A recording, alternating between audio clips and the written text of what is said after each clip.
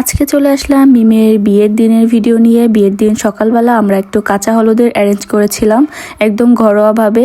যেহেতু এটা কাবিন ছিল তাই তেমন একটা কোনো বড় করে করা হয়নি, আর এটা হুট করেই সব কিছু করা হয়েছে, তাই তেমন কোনো প্রিপারেশনও নেওয়া হয়নি। তো বিয়ের দিন তেমন কোনো ভিডিও নিতে পারিনি। আমি প্রচণ্ড অসুস্থ ছিলাম, শুধুমাত্র ওষুধ খেয়ে মনে হচ্ছে নিজের সাথে যুদ্ধ করে একটু চলেছি। তো সকাল সকাল ঘুম থেকে উঠে রেডি হয়ে আমরা সবাই ছাদে চলে গিয়েছি। তো এখানে হলুদ আর গিলা বাটা হচ্ছে। তো সবকিছু শেষে ফার্স্টে হচ্ছে খালামণি মিমকে হলুদ দিচ্ছিল, এরপর হলুদের কিছু পিকচার তুলে এরপর আমরা নিচে গিয়েছিলাম রেডি হওয়ার জন্য। মেনলি মিমের মেকআপ আর্টিস্ট চলে এসেছিল। এদিন যেহেতু ফ্রাইডে ছিল তাই জুম্মার নামাজ তারা এখানে এসেই পড়েছে, এজন্য খুব তাড়াতাড়ি চলে এসছে মেহমান। আর এখানে মিমও একদম রেডি, আমাদের ব্রাইড। খুবই সুন্দর লাগছিল ওকে, মাশাল্লাহ।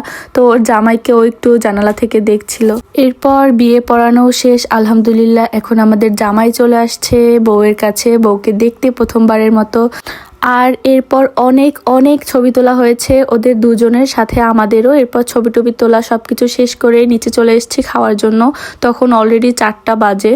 তো ওই দিন আর তেমন কিছুই খেতে পারিনি। অনেক আশা ছিল মিমের বিয়ে খাবো, কত কিছু খাবো, কিন্তু এত জ্বর ছিল আর তেমন একটা কিছুই খেতে পারিনি। তো সবাই মিলে একসাথে বসে সম্পূর্ণ খাওয়া দাওয়া শেষ করে বাসায় গিয়ে যেগুলো থাকে আর কি নিয়ম, সবার সাথে মানে মিট করানো, পরিচয় করানো শেষ করে আসলে কাবিনে মেইনলি হচ্ছে বউকে নিয়ে যাওয়া হয় না, কিন্তু ওই দিন মিমকে ওর শ্বশুরবাড়িতে এক রাতের জন্য নিয়ে গিয়েছিল।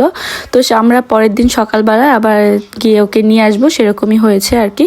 তো আর কি ওরাও সবাই চলে গেল আর আমাদের সবার খুব মন খারাপ হয়েছিল। খালামণি তো খুব কান্নাকাটি করছিল। তো যাই হোক, ভিডিওটা আজকে এখানেই শেষ করছি। দেখা হবে নেক্সট কোনো ভিডিওতে। ততক্ষণ সবাই ভালো থাকবেন। আল্লাহ হাফেজ।